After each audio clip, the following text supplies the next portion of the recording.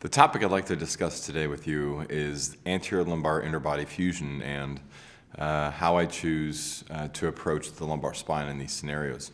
At the present time in my current practice, I use a vascular surgeon to aid me to get down to the lumbar spine, and the main reason is because we're trying to safely navigate our way around the vascular structures and the abdominal contents in order to safely get to the level of the fusions.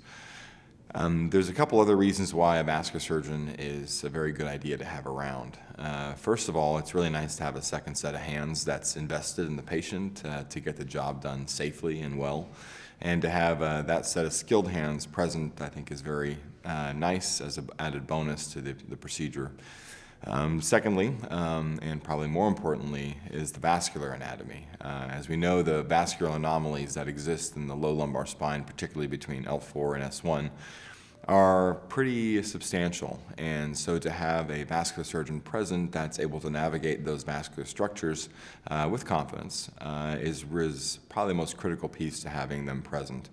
Oftentimes in the setting of a degenerative scoliosis or in the set of spondylolisthesis, the body can have inflammatory reactions around those discs that can make the vasculature adherent to the front of the lumbar spine. So it's not uncommon in those scenarios for us to have to dissect some of those vascular structures off laterally or medially, and having a vascular surgeon present to do that certainly makes this portion of the operation safer. Next, if we're approaching L4-5, then having someone around that really knows how to manipulate the great vessels is extremely important. At L4-5, it's very frequent that the vessels need to be dissected and moved off to the right-hand side to gain access to the L4-5 disc. And it's really common at that place to need to ligate the iliolumbar vein, in addition to maybe taking down the segmental vessels in order to get access to the L4-5 disc. Once again, that type of manipulation is something that I personally am not presently trained in, and so having someone around that's able to really manipulate those great vessels safely is critical to the successful and safe completion of this operation. Finally, having someone again that's able to navigate the retroperitoneum and the abdominal contents in case of a abdominal breach into the intra-abdominal space. It's nice to have them around to be able to fix that peritoneal barrier.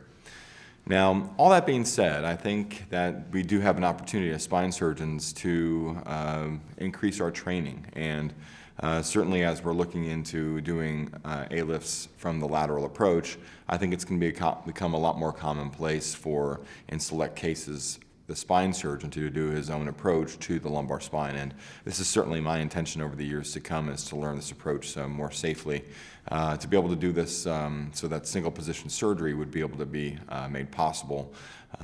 In these instances, I'm really not that interested in doing L4-5, but I definitely am interested in doing L5-S1 because that will allow me to very succinctly and efficiently move up the spine to do the interbody work that needs to be done for the patient. And so, much like the ACDF, I do feel that the L5-S1 interspace will likely become something that the spine surgeon who's trained in those approaches will be able to do on his own independently and safely.